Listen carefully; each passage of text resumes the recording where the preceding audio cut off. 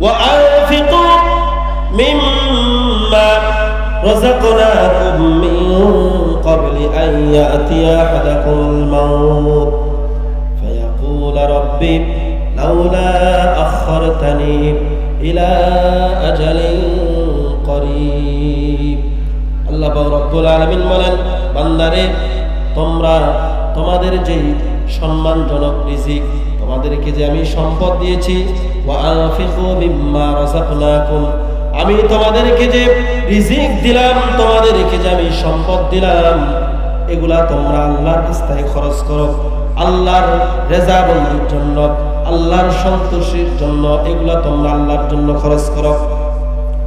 وأنفقوا مما رزقناكم من قبل أن يأتي أحدكم الموت ও বান্দা, সাবধান সাবধান, খরচ করো তোমরা, তোমাদের কাছে মালাকুল মাউত আসার আগেই তোমরা খরচ করো।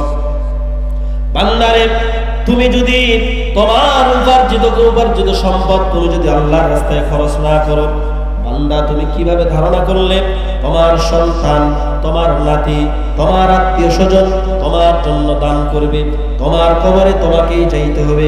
সুতরাং তোমার দান, তোমাকে যে আল্লাহ পাক উপার্জিত সম্পদ দিয়েছেন, সম্মানজনক রিজিক দিয়েছেন, মালাকুল মাউত আসার আগেই তুমি আল্লাহর রাস্তায় দান করো। এরপরে আল্লাহ রাব্বুল আলামিন বলেন, কোন বান্দা যদি আল্লাহর দেওয়া সেই মাল, উপার্জিত সম্পদ, সম্মানজনক রিজিক কেউ যদি আল্লাহর রাস্তায় যদি খরচ না করে, তাহলে তার পরিণতিটা কি হবে, তার অবস্থাটা কি হবে? যখন মালাকুল মাউত তার সামনে উপস্থিত হয়ে যাবে, সে বলবে, ফায়াকুল রাব্বি লাউলা আখরতানি ইলা আজালিন করিব। তারা আল্লাহর কাছে বলবে, আয় আমার রব, আমার মালিক। ফায়াকুল রাব্বি, আয় আমার রব, আমার মালিক, লাউলা আখরতানি ইলা আজালিন করিব, আপনি আমাদেরকে কিছুক্ষণের জন্য সময় দিন, আমাদেরকে আপনি একটু সময় দিন, আপনি আমাদেরকে একটু সুযোগ দিন। ফাসাদদাকু ওয়া কুম মিনাস সালিহিন, আয় আমার রব, আমার স্রষ্টা, আমার মালিক, আপনি আমাদেরকে যেই সম্পদ দিয়েছেন, যেই রিজিক দিয়েছেন, আমরা আপনার রাস্তায়, আপনার সন্তুষ্টির জন্য আমরা অবশ্যই খরচ করব। ফাসাদদাকু ওয়া কুম মিনাস সালিহিন, এবং সত্যবাদীদের, সত্যায়নকারী যারা রয়েছেন, সৎ লোকের আমরা অন্তর্ভুক্ত হয়ে যাব, আমাদেরকে একটু সময় দিন।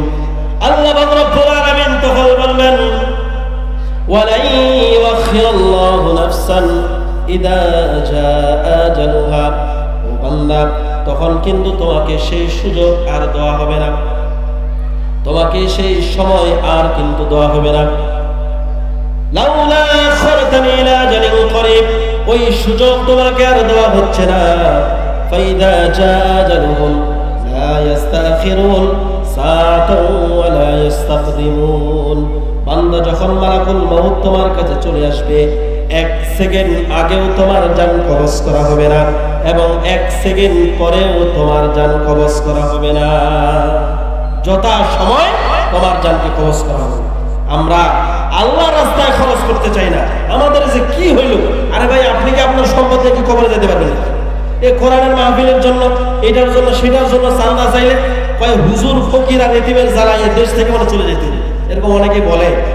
আবার খোঁজ নিয়ে দেখেন, মানে 1 টাকাও দান করে। আর মসজিদে যখন দান করে, যেই টাকাটা কোনো জায়গায় সে চড়াইতে পারে, পচা ছিঁড়া নিকৃষ্ট দুর্গন্ধ টাকাটা, ওইটাই আল্লাহর ঘরে দান করে। এটাতে কি যে ফজিলত, কি যে বরকত হয় জানেন আল্লাহ ভালো। এরকম লোক আছে না নাই? আমি আল্লামা সাঈদীর একটা ওয়াজে শুনছিলাম, এক লোক নাকি মানে এত কৃপণ, ওই সারাদিন ঘোরাফেরা করে, ওর কাছে একটা রুটি ছিল, বেটাটা রুটিটা খাচ্ছে না, খাইলে তার রুটিটা শেষ হয়ে যাবে এই চিন্তায় সারাদিন রুটিটা দেখে দেখে দেখে দেখে খিদা লাগে, পেটে চাপা দিয়া রুটিটা দেখে দেখে সময় পার করতেছে। তো বিকালবেলা চিন্তা করলো, যাক, সারাদিন তো শেষ, এবার আল্লাহর নাম নিয়ে রুটিটা বাইর করে খাই, রাতটা পার হয়ে যাবে, কালকে তখন দেখা যাবে। আস্তে করে ঝোলা থেকে রুটিটা বাইর করছে, বাইর করে যে রুটিটা খাবে কোথার থেকে একটা সিল বাহিয়ে আসে, ওর রুটিটা নিয়ে সোয়ারে চলে গেছে। এবার কেমন লাগে বেটার তো পায়ের তো মাথা উঠে গেছে, কি রে কি কামটা করবে। এখন এই সিলটা যে রুটিটা নিয়ে গেছে ওয়া বসে এখন বিপদ, ওই যে কোথাও বসে একটু শান্তি মতো খাবে এই সুযোগ তাকে দিচ্ছেন। যেই ঢালে বসতেছে এবার পাইকারি চলে ঝাড়াই দিচ্ছে, ওই যে একটু বসে শান্তি মতো খাবে ওই সুযোগ তাকে দিচ্ছে না। আর পাখিটাও বিপদে পড়ছে যে এমন লোকের রুটি নিলাম আল্লাহ, একটু বসে আমি শান্তি মতো খাবো এই সুযোগটা আমাকে দিচ্ছে না। শেষমেশ ওই সিলটা রুটিটা নিয়ে এক সমুদ্র ছিল সামনে, নদী, নদীর উপর দিয়ে উড়া দিয়ে চলে গেছে। আরে তো ঝোলা নিয়ে দৌড়াইতে দৌড়াইতে সামনে পেয়েছে নদী, এখন কি আর নদী কি আর সে উড়ে যেতে পারে? তখন শেষমেশ হাল ছাড়ে দিয়ে দিয়েছে, যা তোকে আল্লাহর রাস্তায় দিয়ে দিলাম, তোকে কি করলাম আল্লাহর রাস্তায় দিয়ে দিলাম। এবার না পারে আল্লাহর রাস্তায় দান করলাম। এবার বলেন এই দানকে আল্লাহ গ্রহণ করবে?